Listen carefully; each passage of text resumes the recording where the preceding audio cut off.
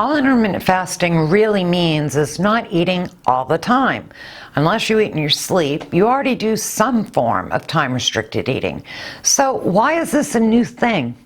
Hi, I'm Jackie from ReversingDiabetes.life, here to discuss how a normal way of eating became all deranged until rediscovered as a dietary fad. So, I grew up in Wakefield, Massachusetts, a relatively small New England town of around 25,000. The population has been rather stable for decades, though the composition has changed. I lived there in the 60s and 70s, and when it was largely Catholic and consisted of very large families, so fewer adults. Today, there are much smaller families than back then. Of course, as a small child, I had no idea what diabetes was, though knew my father had it. He was also the only fat adult I knew in the whole town. Lucky me, I hit the genetic lottery and began life with a propensity towards both overweight and high insulin levels. When I was a kid, microwaves weren't common yet, so most meals were made from scratch. Our moms knew we were supposed to have 3 meals a day, and that was pretty much it. We had breakfast around 7 a.m. In my house, that was usually cereal because my mom was not a morning person. We came home from school for lunch, except in winter when we had packed lunches, and then we had dinner at 5 p.m. As a kid, I sometimes stayed the night at friends' houses, so know that pretty much everyone ate this way, though the specifics of the schedule varied. Most of my friends were allowed to eat way more junk food than I was. My mom disapproved of sugar strongly, and she didn't think much of stuff like chips either. But she had married an Italian man, so there was lots of pasta and bread. It wasn't a low-carb diet by any means. Of course, there were special occasions, birthday parties, holidays, special events, but the vast majority of the time we ate 3 meals a day with around 12 to 14 hours of non-eating time every day. And though I've no idea how many diabetics there were, I know there weren't fat adults around. My father stands out in my memory as very unusual. Of course, I can look at statistics and see how much both obesity and diabetes has risen since those times, but all I really have to do is recall how unusual it was to see fat grown-ups back then. What changed? Well, there were a lot of things that changed, from the fiasco of trying to convince us to eat a lower fat diet, a subject for another time, to the notion that eating many small meals throughout the day was better for weight loss and blood sugar than eating 3 big meals a day. I thought this myself. Shortly after I was diagnosed, I read research about how the blood glucose of normal people worked, and I came to the conclusion that for a diabetic to replicate that, they ought to eat every 4 hours. It's what the data looked like when you looked at blood glucose. But the problem is we were looking at the blood sugar, not at insulin. Unaware of the increasing amounts of insulin needed to eat again and again and again, the dietary advice we were given caused us to have increasing levels of insulin resistance, and hence diabetes and obesity skyrocketed. We've become fat, weak, and sick. Today, it is considered nearly child abuse to expect a child to go from one meal to the next without a snack in between.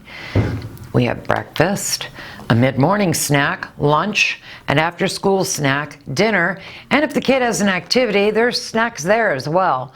Even when not eating, kids are drinking calories, whereas way back when, between meals, we had water fountains at schools and parks and hoses in our backyard. There weren't juice boxes everywhere. So today we have an epidemic of childhood obesity and children getting type 2 diabetes, which we used to be called adult diabetes because children didn't get it. And somehow it hasn't occurred to most that eating constantly has anything to do with this. I began this video by pointing out that you already do intermittent fast unless you eat during your sleep. But for most of us, that's somewhere between 6 to 8 hours a day without food. Whereas back in my childhood, we fasted 12 to 14 hours a day. And even during the periods where we did eat, we didn't eat constantly. There were 3 meals, and snacks in between were rare.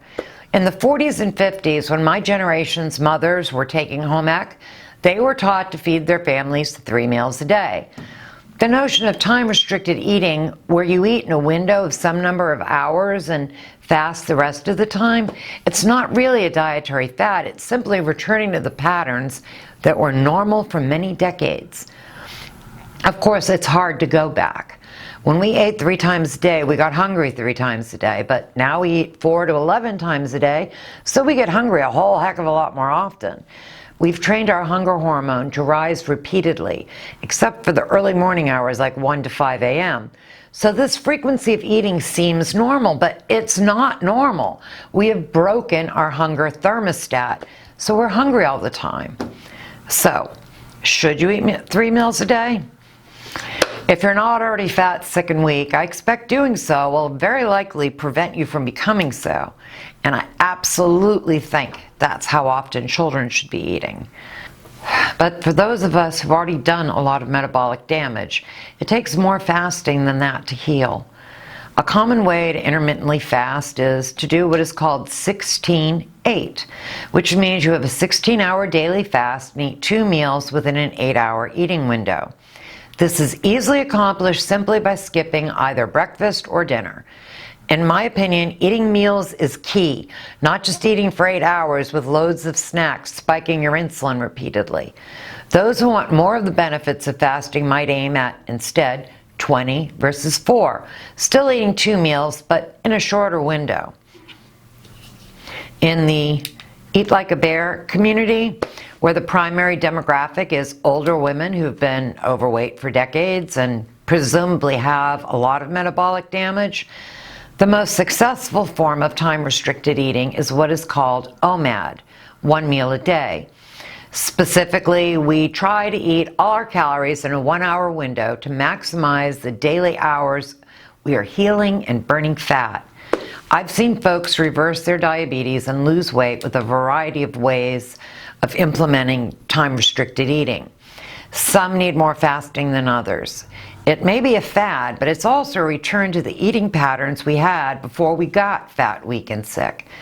What is clear to me is that changing our bodies back to trim, strong, and healthy doesn't happen without some sort of fasting regimen. And if you need to do that because of diabetes, I have a playlist to the left that will tell you how. I'll see you over there.